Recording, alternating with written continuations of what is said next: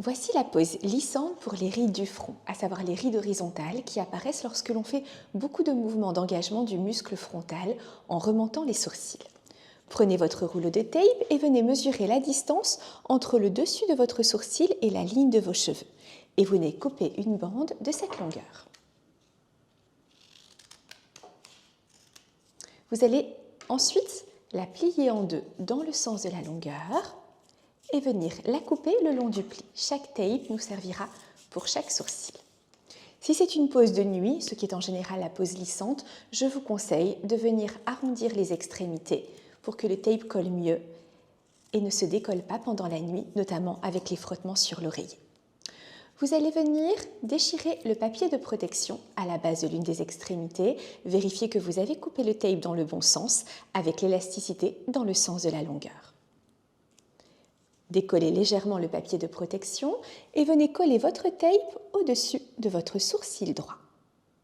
Retirez le papier de protection, mettez la main au-dessus, en haut du front pour étirer le muscle frontal vers le haut, gardez un étirement assez fort, puis laissez le tape se dérouler sur le front et venez l'activer par un mouvement du sourcil vers la ligne des cheveux. Même chose de l'autre côté, on reprend le tape, on arrondit les extrémités.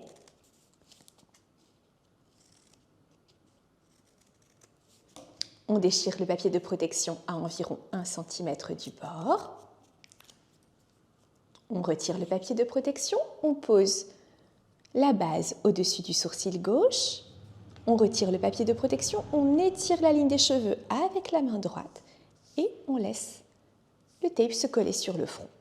Si vous sentez que ce n'est pas suffisant pour immobiliser votre muscle frontal, vous pouvez rajouter 2 tapes en mettant 2 au-dessus du sourcil gauche et 2 au-dessus du sourcil droit.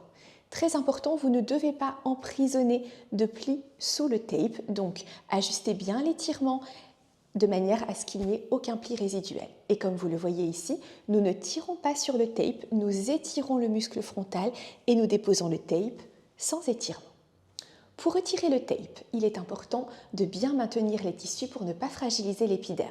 Ce qui veut dire qu'une main tient le tape et l'autre main tient la peau à mesure que vous le décollez, d'un côté et de l'autre. Après avoir retiré le tape, je vous conseille de vaporiser votre visage avec une eau thermale ou une eau florale afin de retirer les résidus de colle. Très belle pratique!